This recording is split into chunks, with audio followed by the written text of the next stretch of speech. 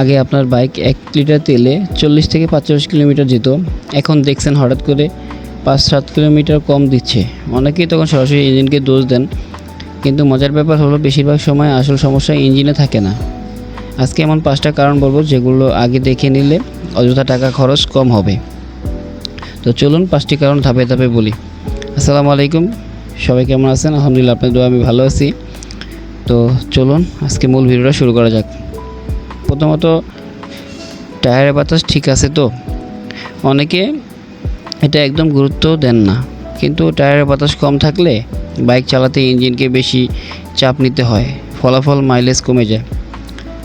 যখন আপনি দুইজন নিয়ে বাইক চালাবেন তখন বাইকের প্রেশার না থাকলে টায়ারের, তখন আর কি বাইকটা কম চলে, মানে ইঞ্জিনের প্রেশার পড়ে তখনই আর কি তেল বেশি টানে। তাই সপ্তাহে অন্তত একবার টায়ারের প্রেশার চেক করুন। নাম্বার 2, চেন কি আগে বেশি টাইট ছিল বা ঢিলা ছিল? চেনের অবস্থাও মাইলেজের প্রভাব ফেলে। খুব বেশি টাইট হলে সমস্যা, আবার বেশি ঢিলা হলেও সমস্যা। তাই নির্দিষ্ট সময়ের পর চেন পরিষ্কার করে লুব্রিকেশন করুন এবং সঠিক নিয়মে মেনটেন করুন। তো এটাতেও অনেকটা আপনার মাইলেজ বাড়বে। নাম্বার 3, এয়ার ফিল্টার শেষ কবে পরিষ্কার করেছেন?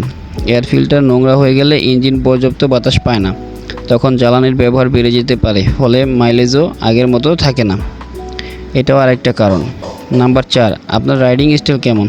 হঠাৎ জোশন করেন, বারবার ব্রেক, অপ্রয়োজনীয় রেস, নানা অভ্যাস থাকলে এগুলোতেও অনেক মাইলেজ কমিয়ে দিতে পারে। হঠাৎ করে জোরে জোরে পিক আপ মারলেন, ব্রেক মারলেন, আবার রানিং করলেন, তো এটা তো অনেক মাইলেজের ঘাটতি ফেলতে পারে। একটু মসৃণভাবে চালানোর চেষ্টা করুন, অনেক সময় এতে পার্থক্য বুঝতে পারবেন।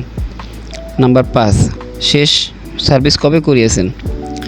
অনেকে শুধু তেল বদলালে ভাববেন যে সার্ভিস শেষ, কিন্তু spark plug, air filter, chain রুপ, ব্রেক এসবও নিয়মিত পরিষ্কার করা দরকার। ছোট ছোট বিষয় ঠিক থাকলে বাইকও ভালো থাকে, মাইলেজও ভালো চলে, ভালো দেয় আর কি। শেষ কথা, মাইলেজ কম মানেই ইঞ্জিন শেষ এমনটা ভাবার কোনো কারণ নেই। বেশিরভাগ সময় ছোট ছোট কারণেই এমন হয়। তাই আগে এই বিষয়গুলো দেখে নিন, হয়তো অযথা বড় খরচ থেকে বেঁচে যাবেন। আপনার বাইক আগে কত মাইলেজ দিত আর এখন কত দিচ্ছে কমেন্টে লিখে জানান অবশ্যই।